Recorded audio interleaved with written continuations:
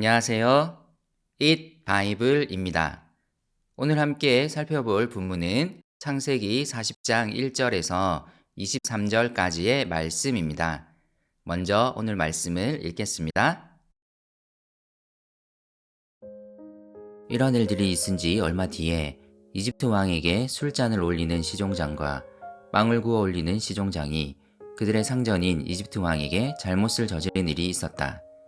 바로가 그 두 시종장, 곧 술잔을 올리는 시종장과 빵을 구워 올리는 시종장에게 노하여서 그들을 경호대장의 집안에 있는 감옥에 가두었는데 그곳은 요셉이 갇힌 감옥이었다. 경호대장이 요셉을 시켜서 그 시종장들의 시중을 들게 하였으므로 요셉이 그들을 받들었다. 그들이 갇힌 뒤 얼마 뒤에 감옥에 갇힌 두 사람 곧 이집트 왕에게 술잔을 올리는 시종장과 빵을 구워 올리는 시종장이 같은 날 밤에 꿈을 꾸었는데 꿈의 내용이 저마다 달랐다. 다음 날 아침에 요셉이 그들에게 갔는데 요셉은 그들에게 근심스러운 빛이 있음을 보았다. 그래서 요셉은 자기 주인의 집에 자기와 함께 갇혀 있는 바로의 두 시종장에게 물었다. 오늘은 안색이 좋아 보이지 않습니다. 왜 그러십니까?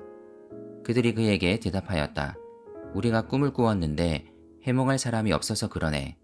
요셉이 그들에게 말하였다. 해몽은 하나님이 하시는 것이 아닙니까? 나에게 말씀하여 보시기 바랍니다. 술잔을 올리는 시종장이 자기가 꾼 꿈 이야기를 요셉에게 하였다. 내가 꿈에 보니 나의 앞에 포도나무가 있고 그 나무에는 가지가 셋이 있는데 거기에서 싹이 나더니 곧 꽃이 피고 포도송이가 익었네. 바로의 잔이 나의 손에 들려 있기에 내가 포도를 따다가 바로의 잔에 그 즙을 짜서 그 잔을 바로의 손에 올렸지. 요셉이 그에게 말하였다. 해몽은 이러합니다. 가지셋은 사흘을 말합니다. 앞으로 사흘이 되면 바로께서 시종장을 불러내서 직책을 되돌려 주실 것입니다. 시종장께서는 전날 술잔을 받들어 올린 것처럼 바로의 손에 술잔을 올리게 될 것입니다. 시종장께서 잘 되시는 날에 나를 기억하여 주시고 나를 따로 생각해 주시기 바랍니다. 그리고 바로에게 나의 사정을 말씀드려서 나도 이 감옥에서 풀려나게 해주시기 바랍니다. 나는 히브리 사람이 사는 땅에서 강제로 끌려온 사람입니다. 그리고 여기에서도 내가 이런 구덩이 감옥에 들어올 만한 일은 하지 않았습니다. 빵을 구워 올리는 시종장도 그 해몽을 듣고 보니 좋아서 요셉에게 말하였다.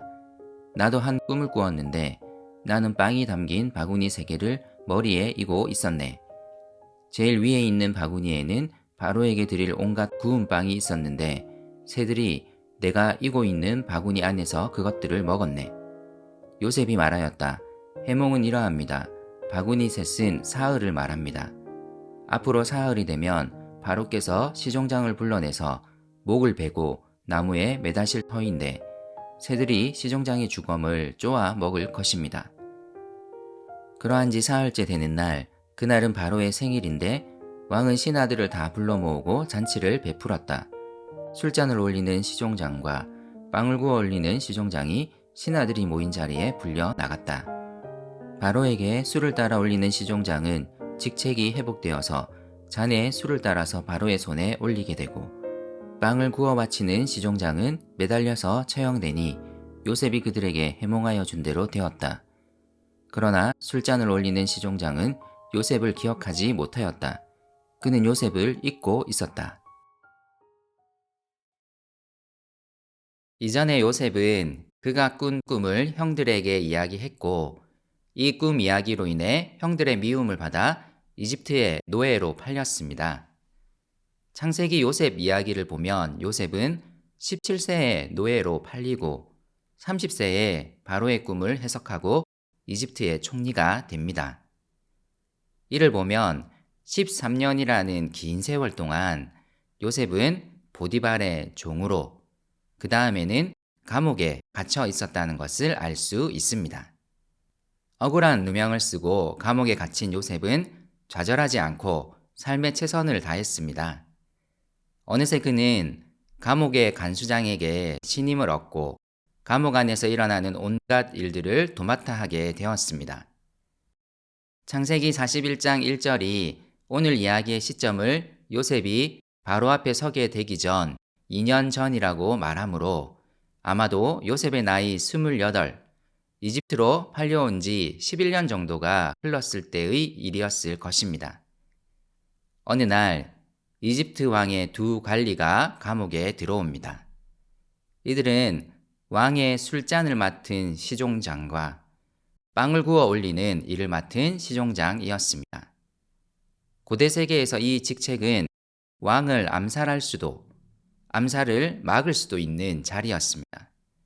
그러므로 대부분의 경우 왕이 매우 신이 많은 사람이 맡았습니다.